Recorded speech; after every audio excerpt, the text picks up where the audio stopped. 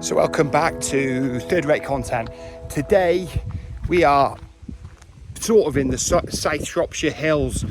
We're very close to the brown Clee, just a couple of miles away, and we are heading up to Nordy Bank Hillfort to see what we can see and look at the views and learn a bit more about Hillfort. And it'll be another Shropshire Hillfort marked off our list, and I am going to have a really good look at where we've been and give you a proper count up at some point. I haven't watched any of the old videos for a while, so next time we visit a Hillfort, not this time, we'll have an accurate number that we visited. So anyway, buckle up and I'll see you out here.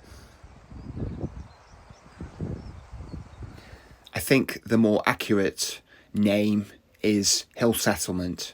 But as you can see with this image off Google Earth, Hillfort is still used in a lot of contexts. You can see Clee Hill just in the distance there, but actually a lot closer than I've ever been before, consciously.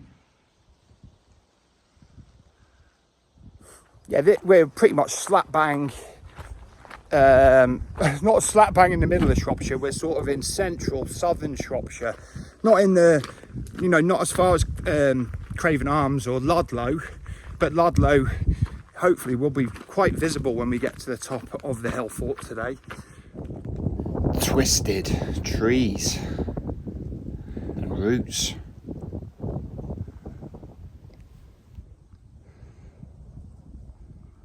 I reckon sheep take shelter in there. It's perfectly fitted for them, if that makes sense, or they've done it themselves. But yeah, over the generations, I think many sheep have rested here, or goats. I can't see any around today, although I can smell them, and I can actually see their guano or scatter, whatever you want to call it, littered around the place. But they're just not evidently available to see today for some reason.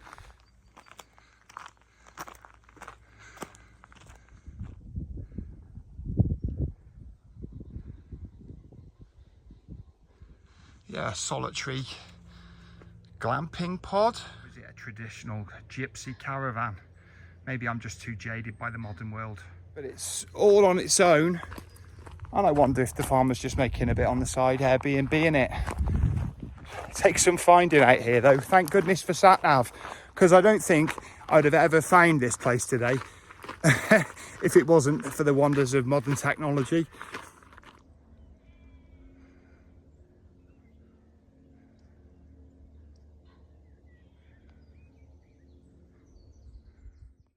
The height being taken advantage of here on the top of Brown Clee.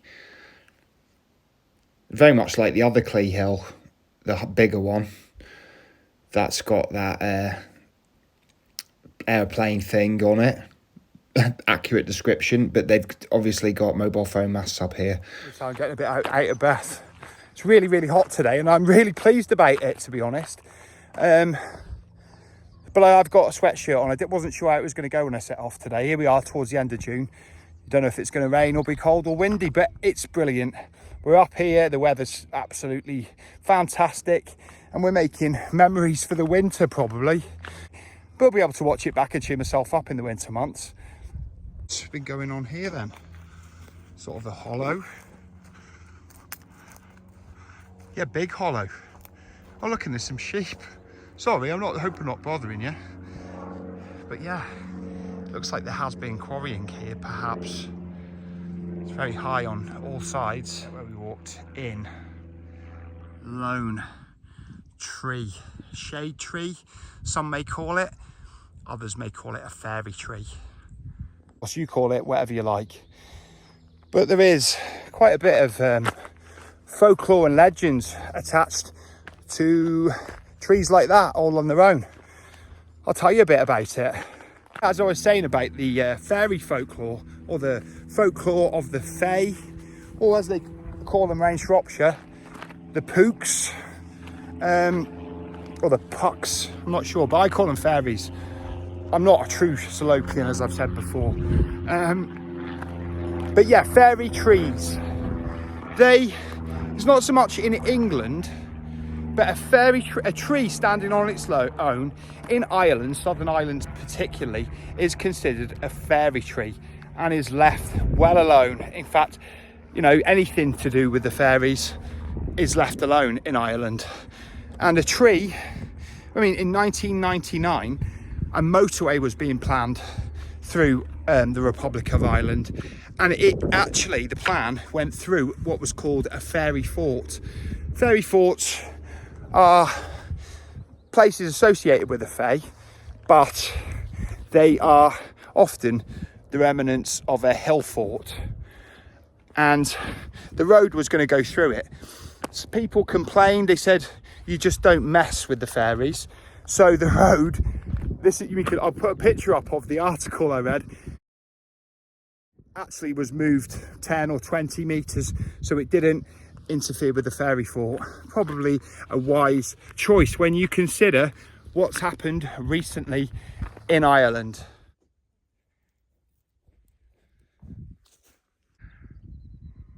A mystery hump there, or tump, whatever you want to call it. Let's go and see what's going on there. Yeah, getting back to the fae, I think, or the she as they call them in Ireland. There was very recently, I'm talking in the last week or so, a building project going on in the Republic of Ireland, and the building project interfered with some more fairy forts. The locals in this area did say, don't mess with the fairy forts, whatever you do. And the building project went ahead that very day, it commenced that day, and somebody was badly injured straight away on the first day of work on the site, which they did die from the wounds. So it was very tragic, but they didn't listen to the warning, the building contractors, and unlike the motorway builders of the late 1990s, you decide what you want about the fae, but it does amazing how these things happen and work out. As well as possibly being fairy trees, solitary trees are good shade trees for sheep. There's none under there at the moment. They're all in that hollow that we just showed you. Here's a very good view of one of the earthworks. Well, I think it's a univalent hill fort, so there's just one ring of earthworks, which you can see quite well here.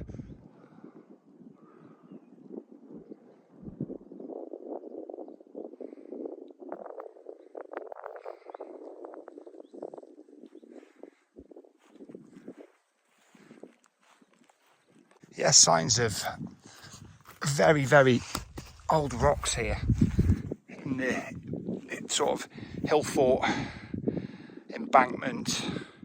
Was it here before the hill fort? You tell me.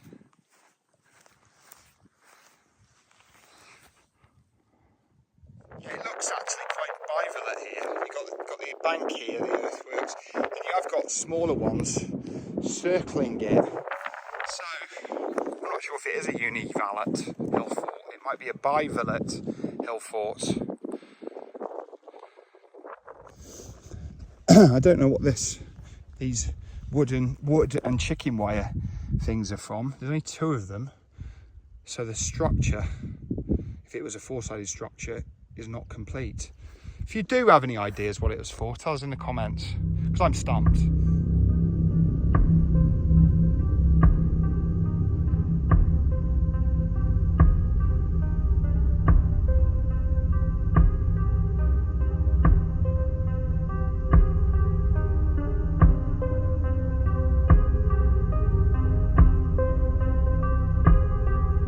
When I say hill fort, it's not even known for sure whether these places were fortifications.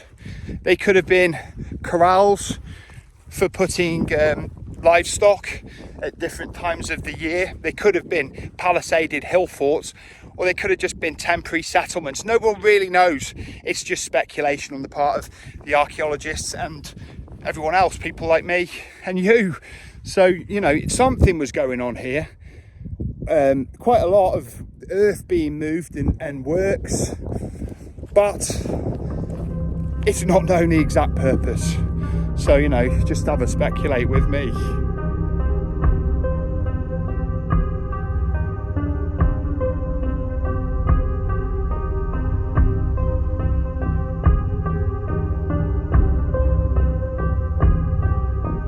Yeah, there was actually supposed to be 3 hill forts in this vicinity, and this is the only one that remains. The other 2 were sort of destroyed or totally disfigured, so you can't tell what they were due to the quite intense quarrying that was going on around here in the past several hundred years. So it's just nice that we've still got this one to visit unmolested. Nowadays, they say you've really got to be careful of ferns for getting the ticks off them and Lyme's disease. I don't know what you think about Lyme's disease, but I mean, when I was a kid, I used to walk through ferns and muck around in them and hide in them and all kinds of things, and I never got Lyme's disease. But perhaps things change. I don't know. Have you had Lyme's disease? Touch wood. I've never had it. I hope to continue that. And I check for ticks when I come back from micro adventures. But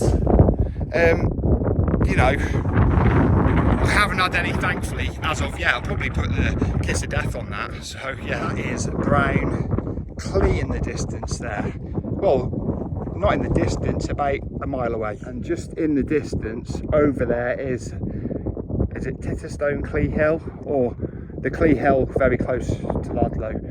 And that has got the, I don't know if it's a radar installation or it's a high-tech installation, and that is, you can just see it on top there, that is what gives information to satellites and tells them all about airborne aircraft from their sensors. It doesn't give the locations for military aircraft as you would expect, and also I don't know what happened with the missing airliner, the one from about 10 years ago. I forgot what it's called, but yeah, I suppose they turned off the signal when that plane went missing. Who knows? I'm not going to start a discussion about it now, but I was just saying that type of thing, and that's what that does.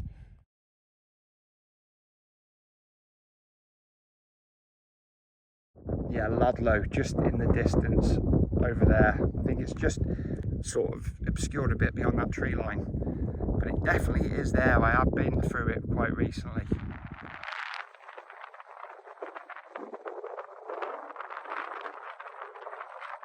More of the earthworks, or the ramparts, or the boundaries anyway at the least, of the hill fort. It's thought that this particular hill fort dates from the late Bronze Age, possibly early Iron Age, when the construction here was carried out. No, you're not talking to me today. I don't blame you.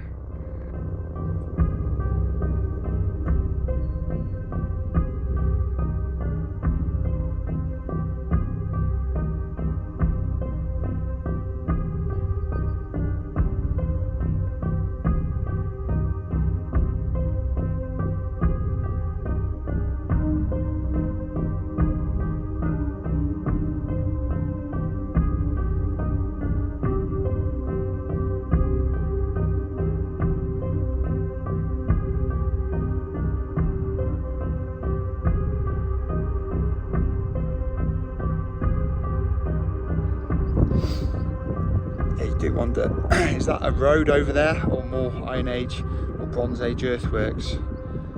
Hard to say. It's probably some sort of road. I'm not 100% sure, but it's quite far away, a few hundred yards from the hill fort, and it's sort of channeled out, so I would say it's been added in more recent centuries maybe.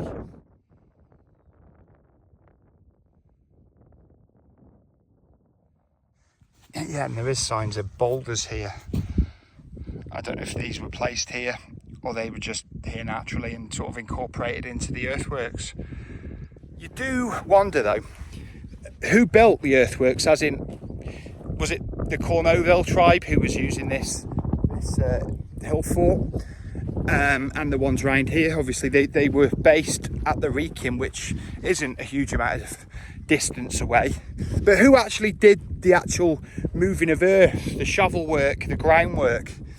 I mean, it's extensive, and I'm sure, you know, you wouldn't have, if you're a sort of old Iron Age or Bronze Age cowboy riding around in your chariot, looking after your cattle and fighting with other tribes people, you wouldn't have had time to build an earthwork yourself. So maybe it was prisoners who were put to work like at later dates with Offa's Dyke and Watts Dyke. You know, why would you do it yourself if you didn't have to? And I can tell you, someone who's done a lot of groundwork in my time, this would be back-breaking work, especially without any excavators or diggers, as people call them. You know, and I don't even suppose shovels were as good in those days. I mean, I've seen Neolithic pickaxes. They would take some getting used to work. So goodness knows what the shovels were like in them days. But it's just something to think about. I mean, there's no firm answers. So you tell me what you think, if you've got an opinion.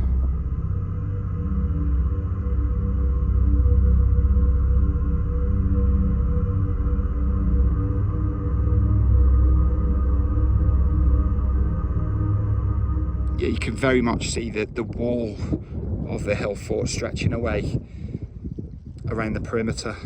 We're going to follow that to the end of the walk, I think. Yeah, we're just coming up there to the southern, I'd say that's the southern entrance into the Hillfort. You know, it covers quite a big inner sort of square footage, if that's the right word. Sort of a lot bigger than the Hillfort we visited at Nestcliff, but probably not quite the size of the one at Old Oswestry. So it's sort of in between. But there's plenty of space for habitation, buildings, cattle, and all that in the interior of the Hillfort. Yeah, and another second southern entrance or exit. No, if all these are in keeping with the period they were built, or they were added later, who knows? I don't think anybody knows the answers to these questions. I'm just bringing them up. Nordy Bank was the setting for Sheena Porter's 1964 book, Nordy Bank.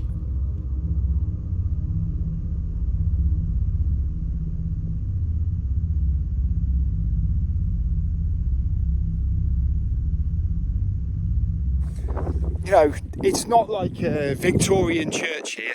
There is no way we're going to have an architect for this Hillfort, but I'm sure there would have been one, or an engineer, or someone equivalent to that position who planned it all. Or maybe they just built on Neolithic enclosures, who knows? But a lot of people just say, oh, Hillforts is just grass mounds, etc. It means so much more to me. Excuse me, I've got a bit of hay fever at the moment. Yeah, and it's the actual the amount of earth and basically sort of civic engineering that went on here that just makes, and all other Hillforts or whatever they were, that makes it so amazing to me, and you know, as interesting as any church. So anyway, thank you for watching to the end of today's third-rate content. It's been fantastic, beautiful day out in the South Shropshire hills and country lanes and all that, and it's been somewhere I've been wanting to visit for at least the last year and a half, 2 years. So it's one crossed off, another one crossed off, and like I say, if I don't see you soon, I'll see you 3 times as soon. Third-rate content, sign out, bye bye.